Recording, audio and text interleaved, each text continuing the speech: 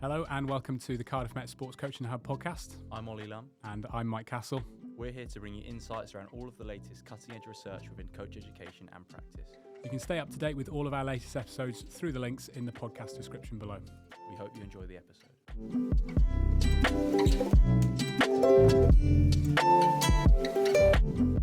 Hello and welcome back to another episode of the Cardiff Met Sports Coaching Hub podcast. Today I'm joined by Charlie Corsby and Andy Lane, both lecturers here at Cardiff Met, but if you don't mind, would you be able to introduce yourselves for me? I appreciate that's probably every guest's least favourite question, depending on who you are. Charles, should we go with you first? Yeah, sure. So as you said, Charlie Corsby, I am a lecturer in sports coaching at Cardiff Met. So that entails my day-to-day job. And then I am also involved in football coaching. So I have an A licence and just a vested interest in football coaching. As you said, Andrew Lane or Andy Lane to most people. I think only my parents call me Andrew. My background sort of in football coaching to begin with, and then I moved into triathlon coaching for probably the last 15, 16 years, something like that. My role here, I work as the undergraduate program director for sport coaching, and then also sort of teach across the undergrad and postgrad courses. Okay, perfect. How are you both today? All good? All good. Yeah. Good, thank you. Okay, so the paper that Charlie and Andy published with Robin Jones is Contending with Vulnerability and Uncertainty, What Coaches Say About Coaching. This paper was published last year, and today we kind of chat a bit about that and kind of where the idea for the paper first came from. Does one of you want to kick off with that for me, please? I can start. I think probably the origin or the best place to start is this paper comes from work that we did with UEFA. So we were successful on a funding project with UEFA. And the wider project was around kind of really starting to grapple with what coaches' everyday struggles are, their opportunities, some of their professional development, touching on some of their vulnerabilities as well, just really trying to get into grips of what it's like to be a professional coach. We had various conversations around some of the kind of ideas that come out within the media, perhaps some of the ideas within the literature, our own experiences as well. And we still felt like, despite the wealth of knowledge that's currently in the area, there's a bit of a gap in terms of really talking to the everydayness of coaching. And that's kind of a personal interest, but also some work that we've done with Andy and Robin as well. So that's kind of where the paper comes from. So it's just a small part of that wider project. Andy, what have I missed? Nothing. I think you've covered it really. Like you said, it's just grounded in the everyday, what we do as coaches. I think it was trying to explore and understand more about the job. There's obviously a large body of work. Robin touched upon some of that in previous podcast edition. And it's just following on really, making sure that we get at that essence of the job and what it's like to do the job. Mm. You mentioned the UEFA grant, and we'll get into kind of the process of how you applied for that at the end, hopefully. But do you mind just sharing with me, did UEFA then kind of give you any background of what they wanted, or was this very much an idea that came from within and you went to them and said, this is what you want to do with the funding? Yeah, it's an open call. So UEFA have a yearly call for their research program, and they cover a whole range of different disciplines. So I think this is maybe my fourth or fifth attempt. So for whatever reason, this one came good. But yeah, they have an open call. They try and support a really wide range of research, and then when they pick and whittle down based on their criteria, what they're looking to support, they then assign you a delegate as well who will kind of walk you through the process. One thing that I will say though is that UEFA are fantastic in terms of letting us get on with the work. They had some recommendations, what they thought it would look like, but really they allowed us to do the work as we've written it. They, like I said, they had recommendations, but they allowed us to get on with it, and then they asked us to disseminate that as well. So that would probably be what I would say about it. Mm. We had a kickstart meeting when the project first obviously got applied, with a delegate from UEFA, and then you have sort of a check-in halfway through, and then obviously the reports at the end, and then the presentation, and Charlie presented back. During that time, it was obviously COVID, so unfortunately we couldn't go out to, I think it's Neon, but Charlie then presented to them online. I'm trying to think where I'm going with this. What's the question? In terms of that, did this kind of help with accessing your sample of professional football coaches? Because I guess that's probably one of the biggest challenges to any research, particularly looking at the professional level, particularly in football. Yeah, we had to make some tough decisions of what we even constituted as professional. There's a whole wide range of people we could have kind of put into that barrier. We ended up being quite specific in terms of the level of qualification, level of which they were coaching, and we put some stipulations on that, like any good kind of recruitment policy. UEFA, we didn't actually contact them. In order to get the work, you have to have support from national governing bodies. So we did some work in terms of reaching out to various national governing bodies who we thought might be interested in this work, and then and really going through our own process in terms of recruitment. Based on our criteria and kind of thinking about the contacts that we have personally. So yeah, the combination between doing it officially through national governing bodies and then also like all research, getting your hands dirty and trying to make it work as well.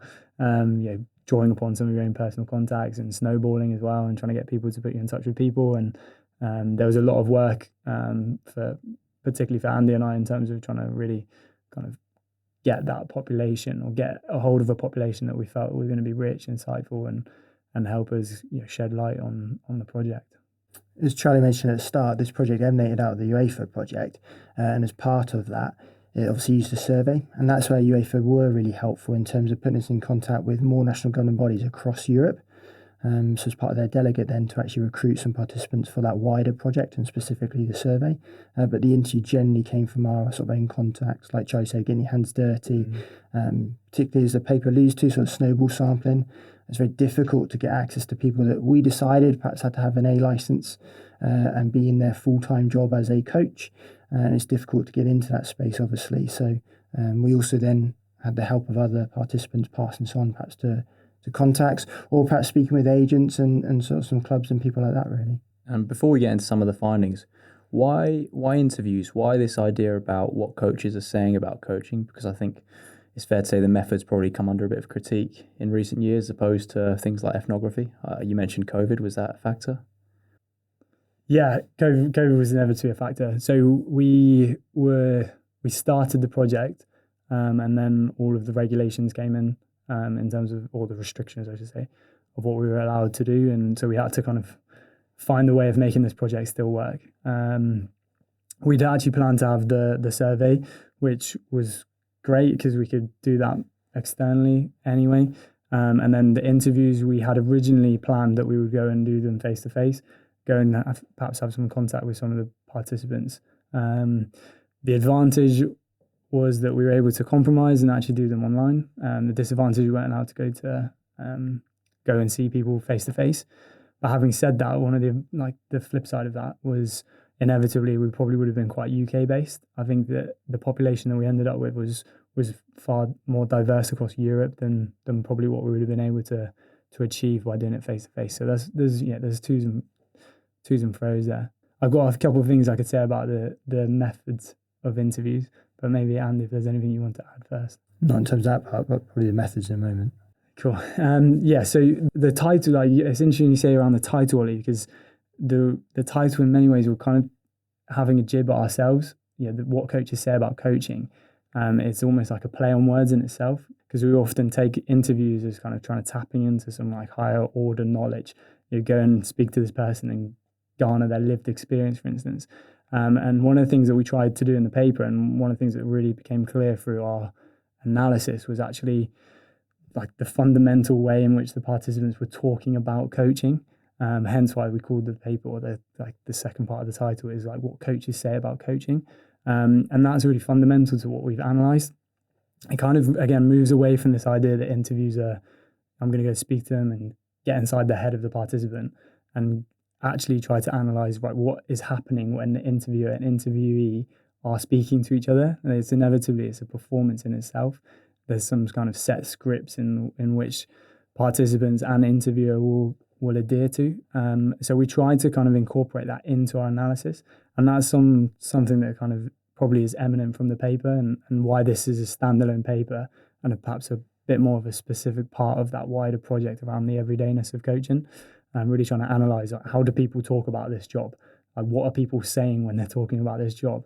And then perhaps some of the later kind of aims and purposes of the work is to try and perhaps unpick that, be critical in a way about it, but also express how that is shaping and informing what people are doing.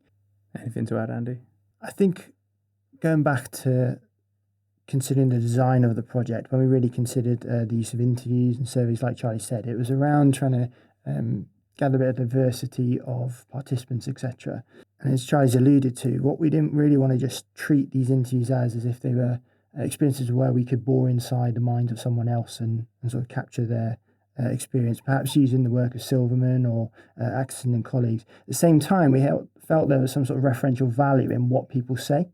But we really wanted to ensure that from the moment we start collecting the data as all the way through to analysis, arguably the whole process is analytical, is really exploring what they said. Given that the participants here are probably in the media a lot, so they're used to interviews, we wanted to make sure that we probably challenge them during the interviews themselves. So we might be asking them some questions where we get them to expand a little bit more, maybe not just accept what they've said at face value, trying to dig a little bit deeper within the interview process itself. So part of that then meant that we had to obviously safeguard sort of anonymity and just remind them about how we would treat their responses, how we'd hold the data in terms of data collection, data management, and then also make sure that they've got some sort of input and insights into perhaps then what that looks like. During the analysis then, we wanted to kind of go a little bit deeper and not just accept, right, what they've said is what exists. So again, you're looking perhaps what they might have said in the start interview in the first 5 minutes, connected perhaps what they said at the end, and looking for probably some contrasting points within the data set. Is there any advice you'd give to people kind of looking to do similar things? Because you mentioned some of the challenges there, particularly around coaches being very media ready. Was there anything that kind of stood out to you around that? Without naming names, of course. For me, there's, or Charlie might speak about it because I think you did the interview yourself. But there's definitely some moments where you start the interview and some people are really friendly and welcome straight away, and other people, of course, are a little bit skeptical of who you are, what you want to do. Even though they've been fully briefed about it, you might have spoken to them on the phone, had some communication via email, they've agreed to it. But I would say all of them are willing to give up their time, which for me is incredible when it's a tough job. And when you look at the detail of what they're saying about the paper, i.e. that it's full on, the job never leaves them, we're asking for their time. So I really do appreciate the participants giving up their time for the project. But certainly it's just a difference, I think. It's people, it's not necessarily representative of the club or where they're at or the job or perhaps the years of experience in the role. But some people were probably very skeptical of the questions you're asking. You might get some quite not superficial, but quite surface level points at first, almost a resistance to engage in a more deeper level with you. Whereas others you'd ask a question, how are you? And they just told you straight off the bat everything. So again, in terms of advice, it's just thinking through who you're interviewing, why they might think you're there. Have you got an ability and sort of confidence in yourself to let people fill pauses? So you could go on, can you list advice for people? But certainly just think about who is this person that sat in front of me. One of the things that I found throughout the process was trying to abandon this idea of getting it right every time, having each question be right, or trying to interpret each response and get something right that was coming out of it. I think from a research methods point of view, kind of really embracing that and abandoning that was quite important. And thinking about how the data set unfolded as well. I wasn't the same person who was interviewing at the start who I was at the end. The data started to have an impact on you, how you ask the questions, the researchers that you're working with, how they challenge you, and trying to accept that as well, because I think that kind of fluidity of your data collection was really important. And I think the paper in many ways is kind of a manifestation of that, how we started at one point, some perhaps assumptions around what we thought was going to come out and how we might ask certain questions around it. And then what actually we ended up discussing the majority of the time with participants was something perhaps quite different. And so, really trying to embrace that kind of ongoingness, the fluidity of data collection, whilst also trying to make sure this is a high quality project as well, or something that we think was going to be high quality anyway. I think as Charlie's mentioned there, is those discussions as a research team that I've personally found really valuable. So after a few interviews, we'd come back together and just think, okay, so what are we hearing within that data? What are we thinking, given what we've known? Do we need to change certain questions? And Charlie mentioned there, I think there might have been probably early on in my career reliance that these questions need to be right. I need to ask them in the same way to every single person. I want consistency across all the interviews. And that might be because some of my training and background, perhaps in sports psychology, and probably just the fact that I didn't know lots compared to I know a little bit more now. But I do think as a research team, there is a strength there in probably having more of you listen to the data as you're ongoing rather than collect the whole data set and then wait till the end. Yeah, perfect. Let's get into some of these interviews then and look at some of the findings. I've kind of organised the line of questioning here just around the titles you yourselves put in the papers. So should we start with this idea about hard work? Yeah. So I think maybe a note before we go on to the specific points perhaps within the results. A starting point would be to discuss the three sections together. Mm-hmm. Like I wouldn't try and read them as like separate sections. So in many ways, the first two, a manifestation of hard work and the principal coach around doing things the right way, they were a repercussion of perhaps some of our probing that we were talking about earlier, trying to challenge the participants, and some of the things that were commonly coming back were this referral to hard work, this demand on working hard. And the same was doing things the right way, a continual reference back to, well, if I'm not sure what's going on, I'll just do things the right way, my way. And then as a consequence, it was almost kind of protective, which is where the third point comes in around unveiling some of the vulnerability. So the results definitely they're complementary. It tells a story in terms of how we went through that data collection. Again, it's not kind of this construction of three themes as such. It's a story of how the results unfolded within the data collection. And I think they're the examples. So looking at this idea of hard work, what did it actually mean for them? Is this something that came out from the first interview to the last? And how did they present it themselves? And I guess, how did you interpret it? Yeah, it was definitely something that came out quite consistently around the business. So one of the things we were speaking about, obviously we're talking about kind of the everydayness of coaching. And one of the things that the coaches were consistently saying was around how busy the job is. And that busyness was reflective of lots of different contexts. So the busyness could be in a lower league team that were professional, depending on the context. The busyness might mean that they have to do some analysis work. They have to do all the kit. They have to do some of the employment stuff. They have to be on the board meetings. Their roles and responsibilities, the breadth of their roles was enormous. And so that spoke to some of the busyness and therefore the need to work hard. Like I need to work hard in order to maintain this coaching practice, as well as, of course, the stuff that these coaches did on the field. And then on the flip side of that, there was also a busyness that was associated with those that were perhaps I'll describe it as more privileged, but it's more hierarchical, I suppose, that actually they had an enormous amount of possibilities with their role, which made them really busy. So you might have just one specific role, what you'd be part of a coaching team, or some of the coaches might have been part of a much wider coaching team. So their breadth of their responsibilities was not as far, but actually the possibilities of what they could do was immense, i.e. they had more time to plan, more time to think about periodization, more time to think about when and where they could plan certain interactions with players.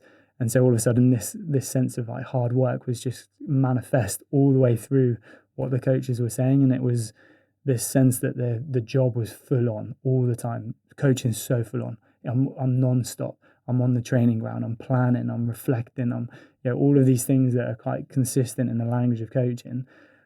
They were just really, that's what the first part is around, the manifestation of hard work. And this is the examples that they went through. They're constantly on the go. And the different settings obviously brought different challenges, but they really embraced this sense of, well, I must work hard in order to do this job. And inevitably, some of that speaks to the competitive nature of the role, the need for performance outcomes, the need for results.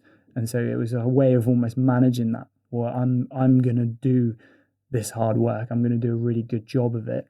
I'm going to work as hard as possible so that I almost leave no stone unturned.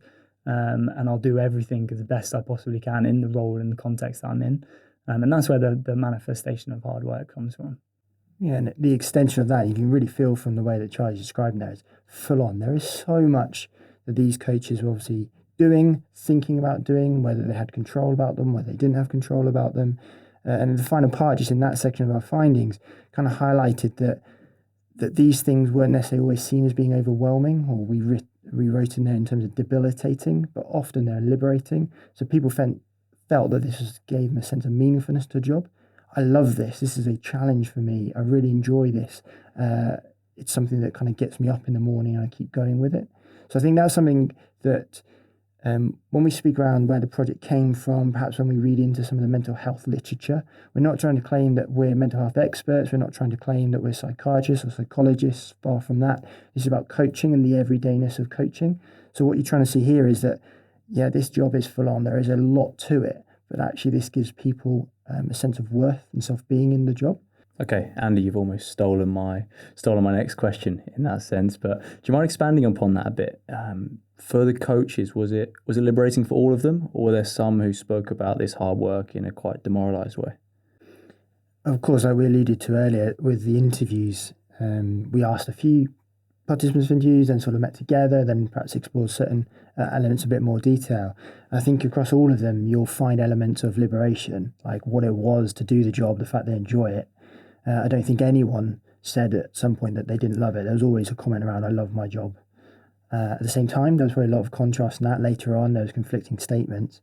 So I feel like there's elements of the job that people loved across everywhere. And therefore, that really gave them that sense of meaning, why they get up in the morning, why they stay perhaps behind long hours, why perhaps some of them are there first thing and some of them leave last thing. But again, some of these are interesting findings in themselves, like it's the official line that I have to turn up and be there early and be the last one to leave. There are other people that challenged some of these sentiments, of course. But I think in every interview as well, you also find that there is almost the same demands that people are talking about. They kind of found that, yeah, this is what I find really challenging and perhaps I don't enjoy about the job. So you felt that people were always in a constant state of sort of conflict between some of those aspects. I guess that double-edged sword that we talk about with a lot of coaching aspects. Charlie, is there anything you want to add? Yeah, I think it's a really good point to kind of round that bit up, actually, is that it somewhat reflects the difficulties we had going through speaking to these coaches. That on the one hand, they had this real sense of enjoyment about their coaching, opportunities, the results and fulfillment that comes with that. But likewise, there was also this kind of there's almost like a underside to this hard work narrative that we're able to pick at some points. That was one sense it was protective, like I'm the hardest working person in the room, so it's fulfilling. But then it's also the sense of, well, what are you actually? And these are some of the questions we might be asking. Well, what are you actually working hard at here? What are the consequences of this? How does this actually look in your practice on a day-to-day basis? And I think that was, that really kind of captures the tension between, like we say, the liberating aspects of this, and also perhaps some of the constraints that the participants felt, because this is somewhat an organizational narrative.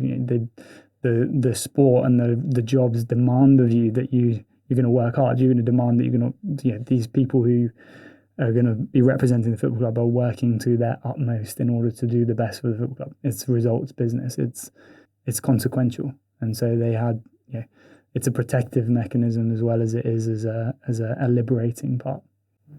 And inevitably, when I've perhaps written it as explicit as this, but parts of the paper, because it's about working with people, but specifically in that section of the paper where we talk about maybe success is always around the corner, the nature of football is you have a game more or less every week, sometimes more than one game. So there's always a chance to move on and be better.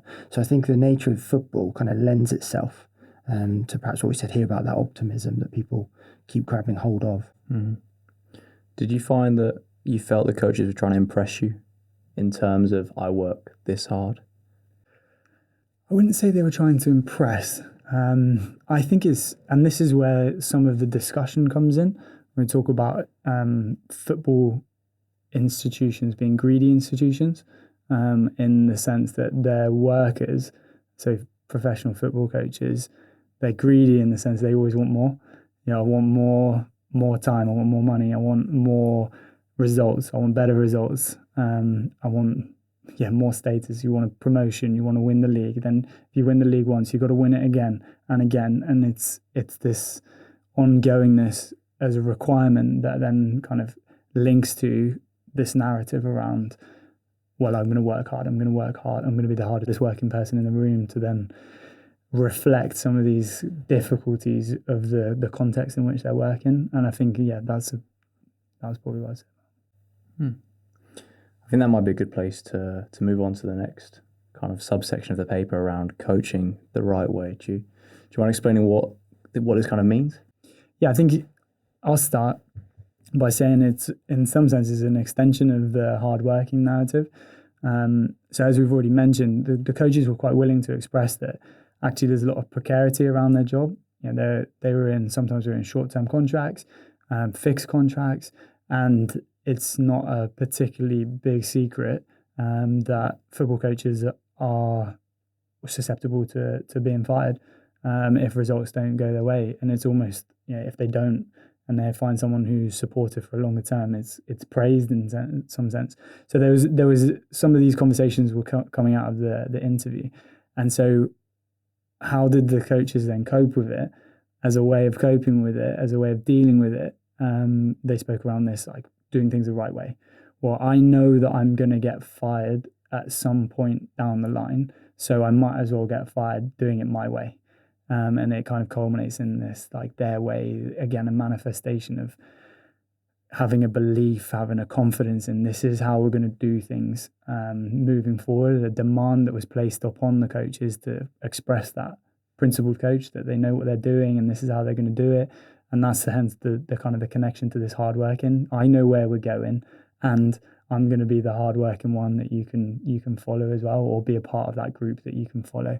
And I think that's really kind of the sentiment that we were trying to get across there. And how did they feel about that? I think and this is probably one of the kind of the discussion points that we have. I'm not sure that they'd really sat and always thought of the consequences of this. And this is kind of what we were trying to do with the project. Like, let's open up these conversations as to what it's like to be a coach, a professional football coach. And obviously this is professional football coaching as a context, but all of the things they're talking about resonate across lots of different levels.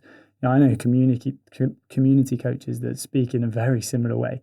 You can go down to Roath Park and you can see some of the really committed volunteers, but they're doing the same thing. They're going home and they're watching YouTube videos. They want the latest practice. They're putting everything into their team. So it cuts across context, but it's not so much whether they thought about it, but it's definitely an individuality to what they were saying, a real expression of this is how I'm going to do things, an assertion towards that.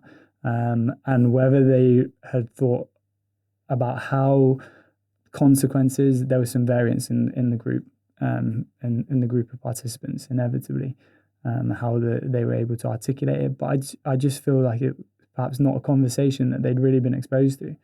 It was a narrative that they would, that the organizations demanded of them, the context demanded of them. Whether they'd really spent the time thinking of the consequences and how that has an impact on them beyond just this kind of reflective individuality. And that's what the paper is about, essentially, I think. And I think this shares similarities with the question you asked earlier about almost how open people were to talk about their experiences. And I'm not sure it's a question about whether people wanted to be open or not. Like Charlie said there, I think it was the fact that some of them hadn't perhaps articulated it in those words. They hadn't needed to for anyone. And particularly as we speak about all of the findings together, kind of focusing on professional vulnerability, they wouldn't in certain spaces. And you can see within some of the quotes that we use where people are in the football culture that they wouldn't be allowed to speak in those ways, that actually this is tough and I'm not sure I could cope. So again, we have to think around like the underpinning point of this paper is around professional vulnerability, connecting all the findings together. So there are elements where it was a protection, as Charlie mentioned a moment ago. I'm doing it my way, and this is the way I want to do, and therefore I'll be okay, and I can almost deal with any consequences which might, as Charlie mentioned, be about being sacked. But also it's the fact that they just hadn't needed to go there before. They're unlikely to ever speak like that in a media interview. They're not going to probably do it in a boardroom particularly. So again, as we talk about in the discussion, perhaps some traditional masculine ways of doing things or being able to speak in certain ways, I think that's what we kind of considered when we were interviewing participants, and we felt that, maybe we didn't get underneath, maybe we didn't ask the right questions there, and perhaps it was just because they didn't have that way of articulating. Mm-hmm. Let's chat about this idea of unveiling vulnerability then, because is it fair to say that almost the first 2 points of the discussion, this idea of hard work and coaching the right way, are maybe what you expected to find from the paper or what it was focused around, and the vulnerability was something that arose from it? Yeah, I think the vulnerability is the tension bit that we're trying to allude to. We were trying to kind of drip that in the first two sections, and then the vulnerability is really actually is the opposite end of the spectrum. And yeah, it talks a little bit around the protective parts that we mentioned, the liberating parts, and actually then there's some parts of doing this job that are really difficult. There's some really consequential parts, and I think some of the data in there is quite revealing in that regard, in terms of talking about getting home late and the consequences of losing another game and having to stick on a smile, or watching football with your partner, and actually you're not enjoying watching football with your partner because you're thinking about, well, I might have to play this team in a couple of weeks, and what they do and how they play in, and what's this person's contract status, and how am I going to, could they be someone that we could get in to help us? Like, all these consequences there. And really, that's what the final part is doing, is it's trying to express some of that. When the coach is actually kind of, I suppose, the way I describe it, almost like the mask slipped a little bit, that they let go that actually, some of this is really hard. It's emotional. It's quite painful. Tied in with all of the stuff that we've spoken about already, that actually there's some really liberating, challenging in a positive way, as well as a constraint as well. So yeah, it's really trying to bring all of that together, not in just a simplistic way that actually coaches are vulnerable. It's just trying to actually pull out some of the, I think one of the sentences we have in there about the irony of the way that some of the coaches were talking about it.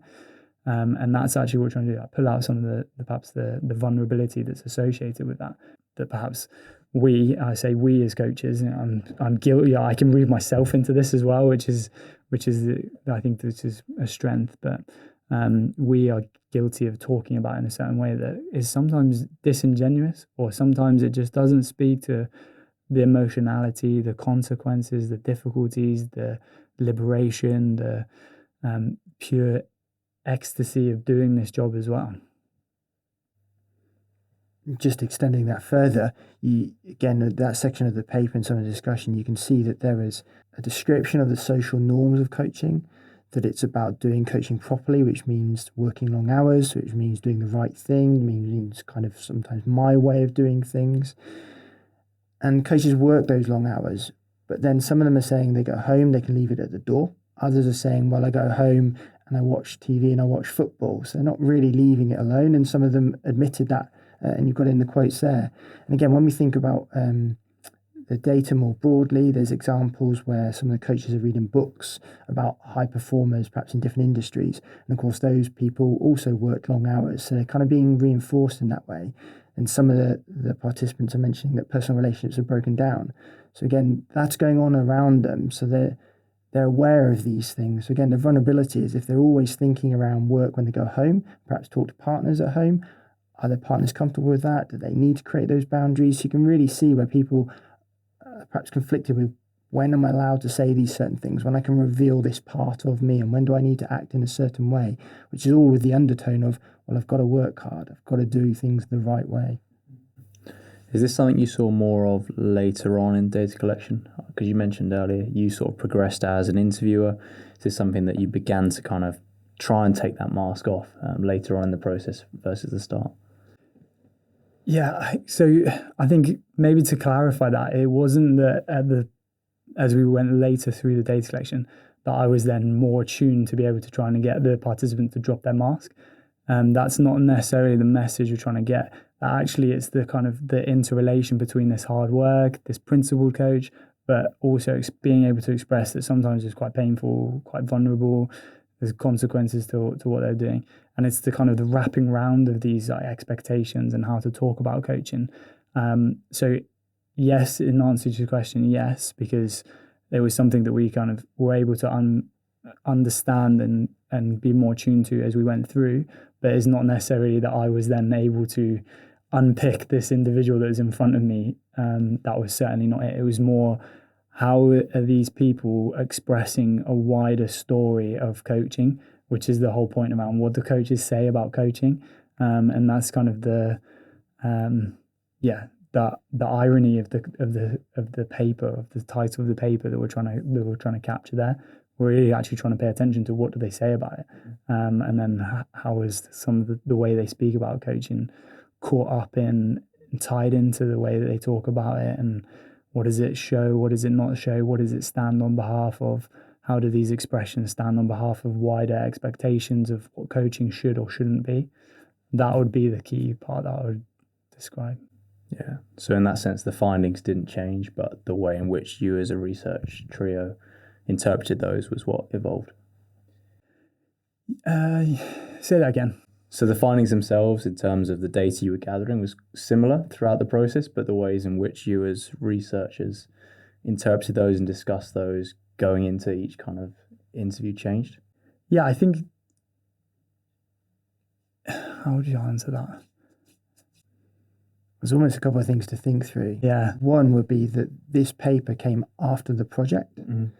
So I think there was a sense of collecting that data for the project, which again, like we said, used some of the survey information.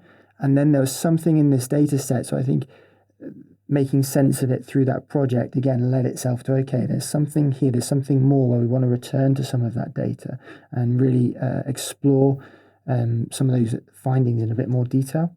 I think that was part of it here, where again, you have to just think around the order. So it wasn't like we went, right, after 6 interviews, I know what, now we'll ask the next people around this. It didn't really unfold that way. Yeah, it was our treatment of what we were getting, I think, unfolded. So to say that it was there from the start is problematic, because as we went through and we kind of got a grip of how the coaches were responding to the questions we were asking, how they're engaging with us, that was where actually it started to change us.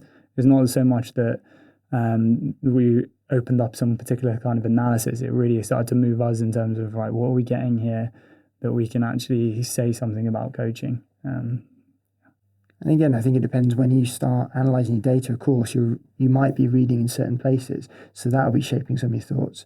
And again, when I work with Robin and Charlie, you've got 2 other really smart people to then really kind of lean on and think around, well, what are they seeing? What are they reading? So I think those meetings throughout the data collection, but also through the analysis, and then the rereading and the construction of the paper, again, probably lent itself more to that critical aspect. Yeah, and I think this speaks to some of the complexities behind interviewing that I think you've really alluded to today. So thank you for that.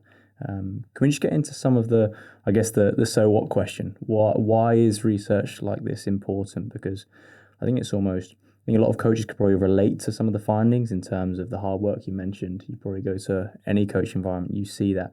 But why was this so important, and particularly in football? Well, I think first and foremost is trying to go back to the start, is trying to get to the everydayness of coaching. How do people speak about this profession? How do they speak about their work? And then for us to try and start to kind of unpick, well, what are some of the consequences of speaking about this work in this particular way? And that's where the kind of the findings come from. So I think the so whatness of that really lies in really getting coaches to think about how they talk about their profession, because that has consequences, and how when they talk about their profession in a particular way, they're also, the way they talk about it stands on behalf of some of the wider expectations of what they're being required to do. If you have that kind of sensibility, then I would argue you can start to change that. You can start to think about how you might do things in different ways, or you have a sensibility to, I do this in this particular way and I'm more than happy with it. I'm more than comfortable. I can justify it. It's trying to move beyond perhaps a really individualistic narrative around what coaches do and how they go about things, which I think is really evident in kind of working hard, a very individualistic idea, being principled and doing things the right way. Again, very individualistic. And that lays the blame on the individual. But actually, what all the research is telling us, particularly the work coming out of our area, is this is not an individual thing. It's a relational thing. It's about working with people. It's the consequences of working with people. It's the investment, the time, etc. So this paper speaks to that wider kind of relational analysis of coaching, which I think coaches should be educated on, or they should be exposed to. They should be able to think about this in a particular way. And therefore it speaks to the so whatness in terms of how do we understand coaching, and then how can we do it better? And that really, this is one example of how you can contribute to that knowledge. So sitting behind this, like we said, is the UEFA project. And part of that project, we just asked some of the coaches, perhaps around their awareness of mental health, how many times they perhaps explored the topic, what it might mean to them. So whilst that's not specifically within the data set of this paper, it was really evident from the survey of well over 300 people, as well as all the interviews, that they don't have a lot of experience perhaps around the education development, around the everydayness of mental health. They might have had exposure to perhaps coping and psychological interventions, but again, as Charlie alluded to, they were quite often targeted at the individuals. So maybe meditation, mindfulness, techniques that individuals can really focus on, rather than thinking around, well, what are the structures here? So again, it's parts of the paper which talked around the breadth of the role, perhaps then is specific to certain clubs with a certain amount of resources or not. You can clearly see in the data set that some of the participants perhaps weren't prepared for that. And actually what we hope to do is perhaps help people see that more, so they enter the role with more awareness of those things, again, so they can see them as more possibilities, perhaps more liberating in that sense. And again, hopefully what we want to do is just to help people coach, be better coaches, and enjoy the job. I have two questions here. Firstly, what was UEFA's response to some of the work, if you've had a response? And secondly, did you share the results with the individuals themselves? And what was their response as coaches? So the first one around UEFA, we had to present the work to UEFA, and I would like to think the response was positive from the meeting. I think some of the content was well received. Obviously, the presentation was a much wider presentation around the UEFA project as opposed to just this particular paper. This particular paper is probably more of a critical reading of some of the wider project that we presented. And I think there was some elements of shock definitely on the UEFA panel as well around I'm going to use the word discontent, but it's probably sounds a bit harsh, that some of the participants expressed around their coach education, that actually they get into the job and it smacks them in the face and they're like, oh my God, I didn't know this was coming. With lots of people having been exposed to those environments as well. And that is where the kind of relationality point really comes in, that, okay, you could have been in this environment for absolutely years and you know how the organization works because you've lived it. But when you're in a position to then try and influence that, i.e. you're picking teams, you're trying to impact learning, you're trying to impact development, the influence that you need to have on those people hits you in the face massively.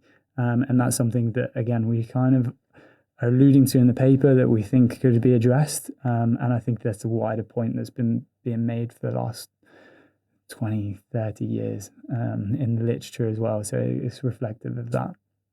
I think connected to that, and just going back to the so whatness, you can see it probably in some of the later quotes and part of the discussion where coaches are talking about the reproduction, like I was a player and I wasn't allowed to show these emotions, for example, and now I'm a coach, I'm questioning that. Again, that's kind of like the so whatness that you can see it in football. People were perhaps players and then they become coaches or managers, technical directors, and we're not saying that's the wrong thing, far from it, but what you're trying to show is, well, you need to really examine and re-examine what it is that's going on here. So the job of a player is different from a coach, so we really need to make sure that we get at, well, what is coaching then?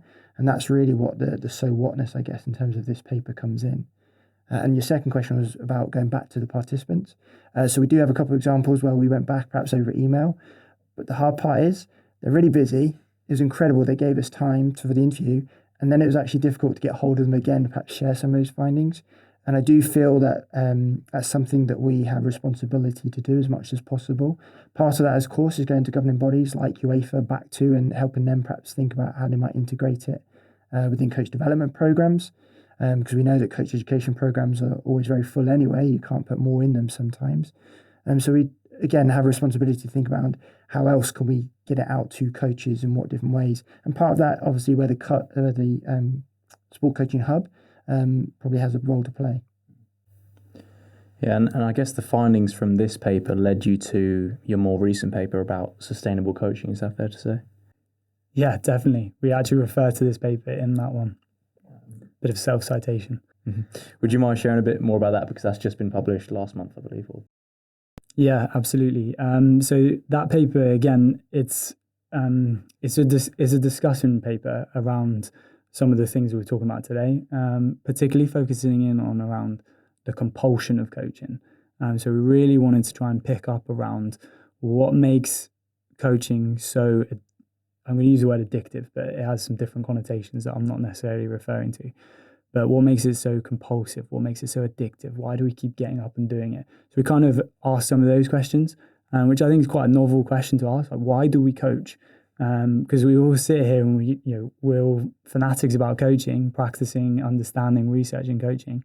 But yet that's a question that I think has somewhat been a miss, particularly in any education. Like, why do you actually do this role in the first place?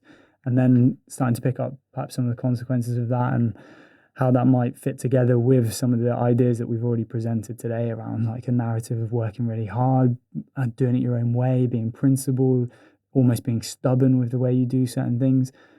So we kind of open up that discussion around the sustainability, and not a sustainability in perhaps a traditional sense, a sustainability in terms of your connections with others. How can you understand those connections with others and your connection with coaching as a result of that connection with others? So we bring that into discussion. In the paper, we also discuss a little bit around the consequences, both at individual level and structural level as well. So we try and tie some of those ideas together too. Anything you want to add, Andy? Without giving the whole paper, that's about it. Yeah, perfect. So hopefully that means you'll come back for another episode then, Andy. Hopefully we'll get you both back to discuss that one. But just kind of wrapping up then, we mentioned the UEFA grant at the start, and Charlie, I think you mentioned it was your 5th or 6th attempt. Can you talk to us about the process of applying, because it's clearly quite a prestigious one to get hold of? Yeah, it's a tough process. I think there's two things in my experience working in academia that you get knocked back consistently: writing papers and getting reviews, and then writing grants. And writing grants is one of those examples where you have to put so much work in to put a grant application together. So it's a proposal essentially for a project. Before you can even go into doing the proposal, you need ethical approval, which is a job of work in itself, which means you have to think through the project really carefully. You need to think about the novelty of it. You need to think about how you're actually going to pull this together. You need to think about when and where you're going to be able to do it, who you're going to be able to do it. And obviously, a lot of that is based upon a time constraint as well, because governing bodies or big organizations that are willing to support research, which is fantastic, they want it done quickly, and they want your proposal in quickly. And so you have to do this all on a time constraint. So yeah, we had some ideas in terms of where we might take it. It's a conversation that we have quite frequently in the group. What grants can we target? What fits with our work? Where can we contribute more knowledge? And that constant ongoing, see if there's a grant that comes out, and then you have to just hit go on it and try and do all the paperwork associated with it. There's also an incredible amount of support that you need from the school in order to do it, to set up the actual application, the submission, cost codes, etc., the approval from the school to actually do the work in the first place. So there's a whole host of work that goes into it. I couldn't name one thing. It's just a whole tough process, and the success rate of getting the money as well is low, like, in my experience.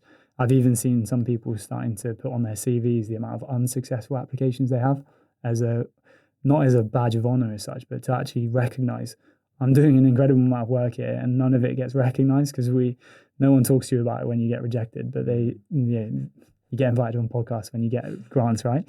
So these are the things that kind of come with the process of doing the grant writing, but it should be tied into, one thing I would say, this is a process that should be tied into the everyday doing of research. It's not like it's an extra thing that pops up and you think, I'm going to do it. You're kind of weaving it into, what's the next project? How am I going to contribute to knowledge, and how can this fit with the aims of an organization? And you've managed to get, as we've sort of mentioned, quite a few outputs though from the grant itself. Yeah, I think that's a really important part of your work. Again, you've got responsibility to do something with it. You've got 20 participants and a lot of people from the survey here. So again, you need to value their time. that they've given up to give you some of that information. And I think what we really want to recognise from this, again, is that, as Charlie mentioned, there's a lot of people behind the scenes, perhaps people in the finance services offering their time to help you with the grant, people reviewing the ethics applications. So when you think about the university, we've obviously got recognised for the publication, but there's an awful lot of people, including the participants, which just go unrecognised all the time. And the excellent thing about UEFA is that this grant comes out at the same time every year. So with grants like that, you can plan a little bit more strategically with, whereas others you might have to respond to quite quickly because there's just an open call, for instance. Sometimes you've got 2 weeks, sometimes you've got a month. And again, probably as academics, you've got more ideas and you always want to move on to a new idea quite often before you finish something. But I think you've got a responsibility to think, okay, where's my work going? What am I contributing to here? Where does it fit within the literature? How can I perhaps work with governing bodies or directly with the coaches to connect some of this and make sure we can have research-informed practice? Yeah, and you mentioned the publication, this paper published in Sport Coaching Review. Was there a particular reason you selected this journal? Well, I'm biased. So, yeah, I caveat my answer with the fact that I'm very biased. But I think the Sports Coaching Review has a really particular aim around publishing interrogative work that is really high quality. You get really good reviews. The board that they go to is excellent. And I think probably the most important thing for Sports Coaching Review is that it has a particular identity. And I think that the nature of this paper really fit with the aims and that identity of Sports Coaching Review. So it's kind of a natural fit. But like I say, I'm biased. Yeah, spoken like an editor. Just before we finish then, away from the paper, or we can relate to it, we normally ask all our guests about, I guess, a rant about coaching. What vexes you about practice or maybe academia, maybe a bit of both, as there's a more recent paper around the kind of boundaries between that, but we won't get into that one. What vexes me? Well, it's a tough question. I try not to get too vexed. I think maybe the thing, I'll do the opposite. The thing that I would always advocate is how hard coaching is. How working with people is really, really hard. It's really, really enjoyable, but it's really hard. And I suppose what vexes me then is when I see, wherever it may be, on social media or just in the way people talk about coaching, them undermining how difficult the actual role is, and not giving it, I think, the credibility that, one, the people who do the job deserve at all levels, and then the research not reflecting some of that as well. So that would be what I'd say. What about you, Andy? I think following on from that and what Robin mentioned in a very early podcast edition, the fact that we give so much responsibility to coaches, and it's always they need to do more. You need to go on this training course. You need to know more about this, which just adds to the breadth of the role, the commitment that's required to the role. And a lot of coaches are voluntary. This paper is obviously speaking about full-time professional football coaches, but coaches are others that might be parents, they might be carers at home, they might have other family members and friends, they might have other commitments, plus their own full-time job, and then coaching on top. I don't think they get the recognition probably for how difficult and challenging it is, and probably some of the support, but also appreciate how difficult that is when we've got so many sports teams and children's that might need support. There's not always an awful lot of money in it. But I think perhaps the thing that vexes me might be from my own experiences in terms of the education, which again speaks to perhaps the content of this course, is just recognising the relationality of the job. Lots of coach education historically, and there are plenty of examples where it's moved since, and we're in a much better place now, is really appreciating the relationality of the role, the fact that we work with others. So at the heart of the job is interactions, but also that relationality doesn't just include relationships with people, it's about structures, policies, practices. So again, when you talk about the everydayness of the job, that for me is where coach education courses and coach development really needs to start. And then maybe that's where we can build upon and probably help coaches with some of the many challenges they face, and hopefully make sure that it's just a better experience for everyone taking part. Brilliant. Great answers that tie quite nicely into the paper. I just want to thank you both for coming on the podcast today. We really appreciate it. And just thank as well the Cardiff Sport broadcasting team, particularly Alex and Ellie, kind of sat with us in the room today.